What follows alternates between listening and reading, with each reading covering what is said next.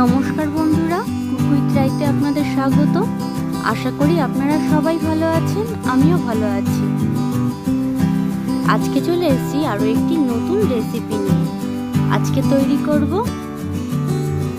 করলার পকোড়া। যারা করলা খেতে পছন্দ করেন না তারা অবশ্যই একবার এই রেসিপিটা ট্রাই করবেন। চলুন তাহলে রেসিপিটা শুরু করা যাক।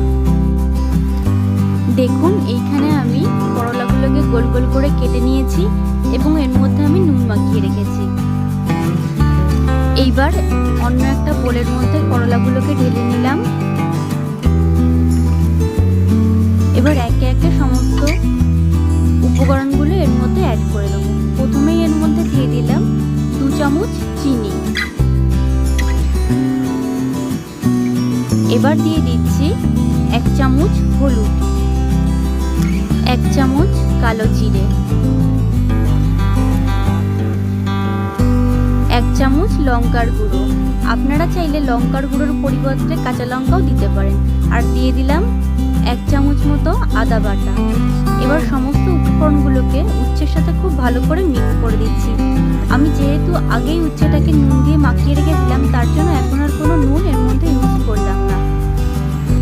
করলার সাথে সমস্ত উপকরণগুলোকে খুব ভালো করে আমার মিক্স করা হয়ে গেছে। এবার আমি এর মধ্যে দিয়ে দিচ্ছি সুজি। এইখানে আমি 2 চামচ মতো সুজি দিলাম। আপনারা সুজির বদলে চালের গুঁড়োও ইউজ করতে পারেন। এবার দিয়ে দিচ্ছি কর্নফ্লাওয়ার। এখানে আমি এখন 2 চামচ কর্নফ্লাওয়ার দিচ্ছি। 2 চামচ কর্নফ্লাওয়ার দিয়ে খুব ভালো করে আমি মেখে নিচ্ছি। মাখতে মাখতে যদি প্রয়োজন হয় আরও কিছুটা কর্নফ্লাওয়ার আমি এর মধ্যে দিয়ে দেব। আমার মনে হচ্ছে আরও একটু কর্নফ্লাওয়ার এর মধ্যে অ্যাড করতে হবে, তাই আমি আরও 2 চামচ কর্নফ্লাওয়ার এর মধ্যে অ্যাড করে দিলাম। আবারও খুব ভালো করে মিক্স করে দিচ্ছি। খুব ভালো করে আমার মিক্স করা হয়ে গেছে। এবার এর মধ্যে আমি সামান্য পরিমাণে বেকিং সোডা দিয়ে দিলাম। বেকিং সোডাটা দিয়েও খুব ভালো করে মিক্স করে দেব।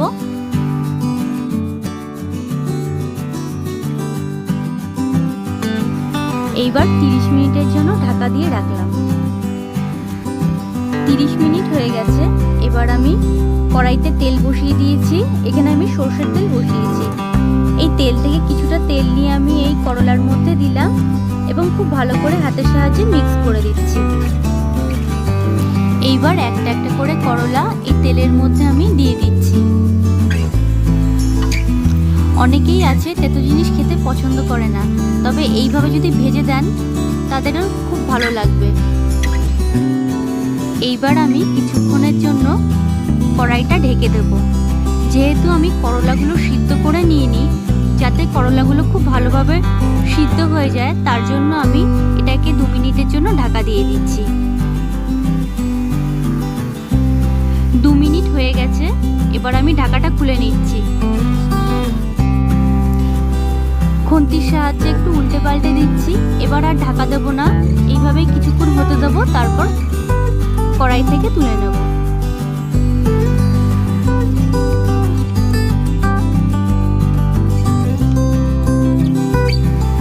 করলার পকোড়াগুলো প্রায় হয়ে এসছে। এবার আমি কড়াই থেকে এই করলার পকোড়াগুলোকে তুলে নেব।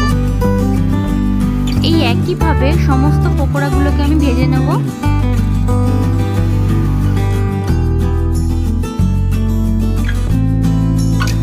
দেখুন, করলার পকোড়া আমার তৈরি হয়ে গেছে।